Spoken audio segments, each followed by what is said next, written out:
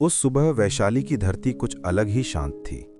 सूरज अभी पूरी तरह निकला नहीं था, लेकिन हवा में एक हल्की सी ठंडक थी, जैसे रात अपनी आखिरी सांसें गिर रही हो। गांव के बाहर एक पीपल के पेड़ के नीचे गौतम बुद्ध चुपचाप बैठे थे। उनके चारों ओर शांति थी, लेकिन उनके सामने बैठा एक युवक भीतर से टूटा हुआ था। उसका शरीर थका हुआ था, आंखों के नीचे गहरे काले घेरे थे और सांसों में बेचैनी थी। वो बोला, भगवान, मेरा मन भी बीमार है और शरीर भी। मैं हर उपाय कर चुका हूं, लेकिन कमजोरी पीछा नहीं छोड़ती। बुद्ध ने उसकी ओर देखा। कोई सवाल नहीं किया, कोई उपदेश नहीं दिया, बस सूरज की ओर इशारा किया जो धीरे धीरे ऊपर उठ रहा था। फिर शांत स्वर में बोले, तुम दिन की शुरुआत कैसे करते हो? युवक चुप हो गया, जैसे उसे पहली बार किसी ने यह पूछा हो। बुद्ध मुस्कुराए और बोले, लोग बीमार दवाइयों की कमी से नहीं होते, वे बीमार सुबह की भूल से होते हैं। ये वाक्य उस युवक के भीतर कहीं गहरे उतर गया। बुद्ध ने कहा कि शरीर कोई अलग चीज नहीं है, वो मन की भाषा बोलता है, और मन सुबह के पहले क्षणों में सबसे कोमल होता है। जो व्यक्ति सुबह उठते ही अपने शरीर से दुश्मन जैसा व्यवहार करता है, उसका शरीर दिन भर बदला लेता है। बुद्ध बोले। युवक ने पूछा, तो मैं क्या करूं? बुद्ध ने जमीन पर उंगली से एक छोटा सा घेरा बनाया और कहा, दिन की पहली सांस यहीं से तय होती है, जागने के क्षण से।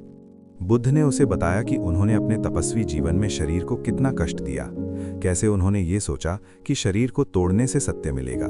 लेकिन एक दिन बुद्ध बोले, मैं इतना कमजोर हो गया कि चल भी नहीं पा रहा था। तभी मुझे समझ आया, ये शरीर दुश्मन नहीं, साधन है। उसी दिन से बुद्ध ने स्वास्थ्य को साधना का हिस्सा बनाया, न कि बाधा। उन्होंने युवक से कहा, सुबह उठते ही एक काम करो, अपने शरीर को सुनो। ये सुनना कानों से नहीं होता, ये जागरूकता से होता है। नींद से उठते ही भागना, सोचना, चिंता करना, ये शरीर को अचानक युद्ध में झोंक देना है। बुद्ध ने पहला नियम बताया, लेकिन उसे नियम नहीं कहा, उसे स्मरण कहा। सुबह उठते ही 3 गहरी सांसें लो और अपने शरीर को धन्यवाद दो। बुद्ध बोले, लोग भगवान को धन्यवाद देते हैं, लेकिन उस शरीर को नहीं जिसने रात भर सांसें चलाईं। ये पहला नियम था, कृतज्ञता से दिन की शुरुआत।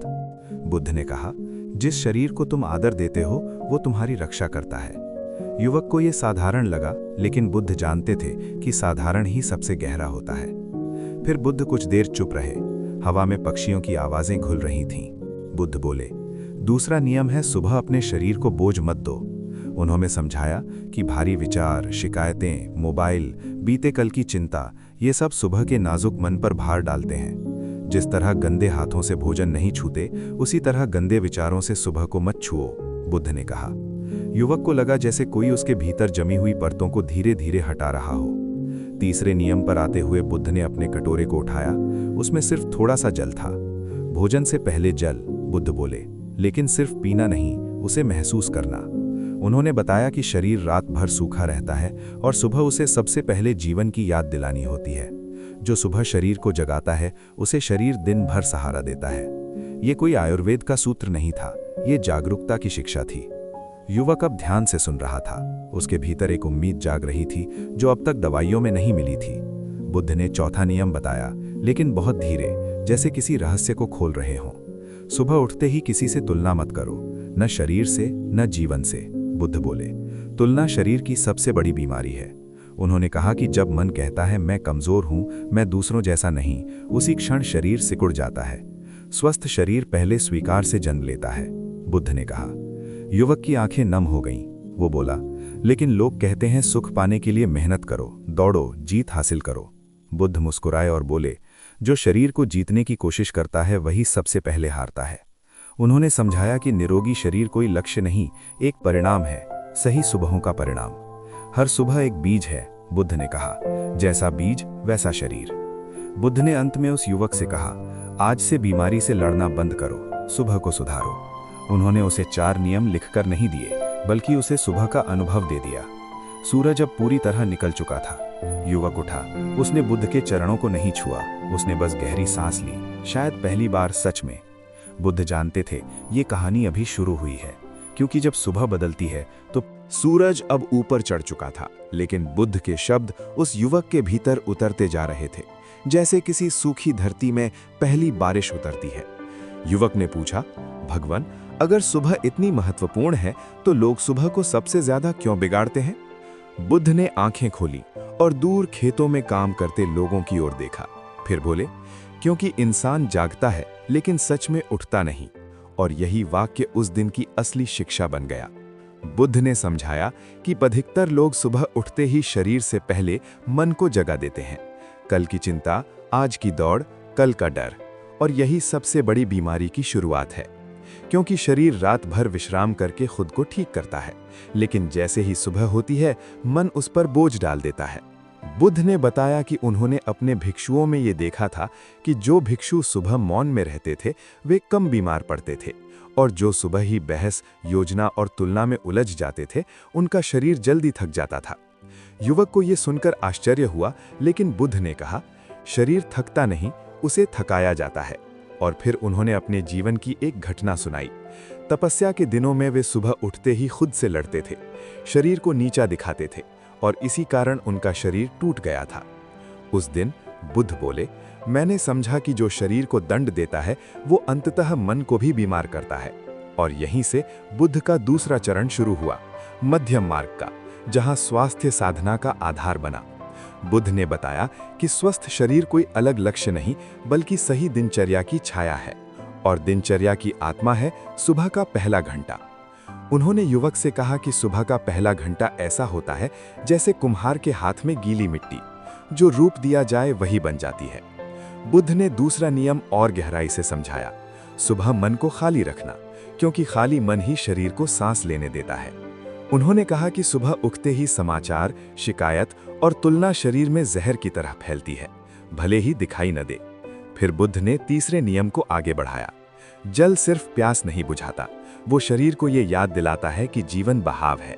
और उन्होंने बताया कि कैसे वे स्वयं सुबह जल पीते समय एक भी विचार नहीं आने देते थे, क्योंकि उस क्षण ध्यान अपने आप उतर आता है।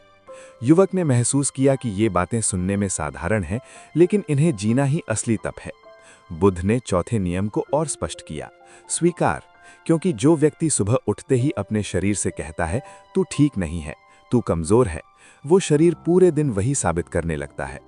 बुद्ध ने कहा, शब्दों से पहले विचार शरीर को सुनाई देते हैं, और यही कारण है कि नकारात्मक सोच सबसे पहले स्वास्थ्य को खा जाती है।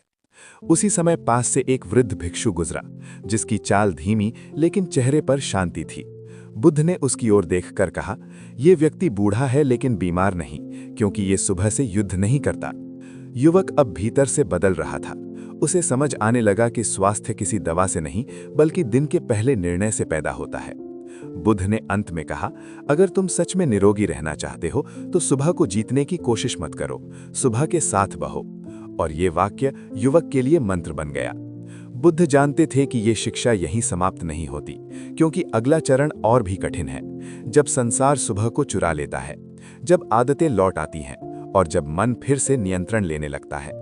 और यही कारण था कि बुद्ध ने धीरे से कहा, असली परीक्षा तब शुरू होती है जब तुम इस सीख को अकेले जीते हो, क्योंकि स्वास्थ्य कोई उपदेश नहीं, एक मौन अभ्यास है जो हर सुबह दोहराया जाता है, बिना दिखावे के, बिना शोर के, ठीक वैसे ही जैसे सूरज रोज उगता है, बिना किसी घोषणा के।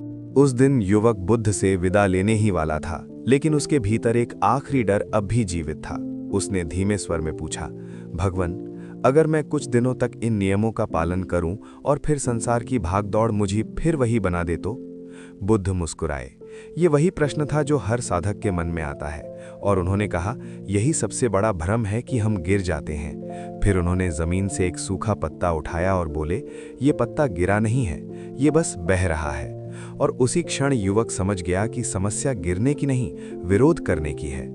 बुद्ध ने अंतिम शिक्षा में बताया कि सबसे बड़ी बीमारी शरीर की नहीं, निरंतरता की अपेक्षा की है। इंसान चाहता है कि वो हमेशा सही रहे, हमेशा स्वस्थ रहे, और यही चाह शरीर को तनाव में डाल देती है।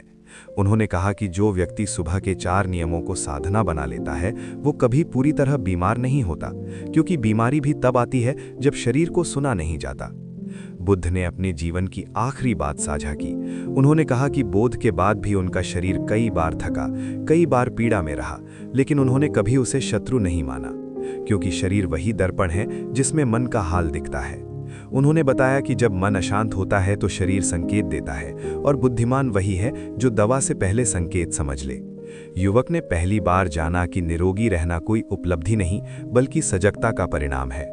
बुद्ध ने कहा कि सुबह उठते ही अगर मन कहे आज बहुत काम है तो शरीर सिकुड़ जाता है, लेकिन अगर मन कहे आज बस जाग कर जीना है तो शरीर फैल जाता है। यही कारण है कि अधिकतर लोग दवाओं से नहीं, डर से बीमार रहते हैं। बुद्ध ने चौथे नियम की गहराई को अंतिम बार खोला, स्वीकार। उन्होंने कहा कि जो व्यक्ति अपनी थकान को स्वीकार कर लेता है वो जल्दी स्वस्थ होता है, और जो थकान से लड़ता है वो उसे लंबा कर देता है। उसी समय एक स्त्री आई जो कई वर्षों से रोगी थी। उसने बुद्ध से पूछा, क्या मैं ठीक हो सकती हूँ? बुद्ध ने उत्तर नहीं दिया, बस उससे कहा, कल सुबह उठते ही अपने शरीर से एक प्रश्न मत पूछना, एक धन्यवाद कहना। और यही उसका उपचार था। बुद्ध ने युवक से कहा कि सुबह का पहला विचार शरीर का भविष्य तय करता है, और जो ये समझ लेता है वो वैद्य नहीं ढूंढता, वो दिनचर्या बदलता है।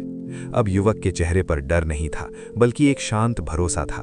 उसे समझ आ गया था कि स्वास्थ्य बाहर से नहीं आएगा, उसे हर सुबह आमंत्रित करना पड़ता है।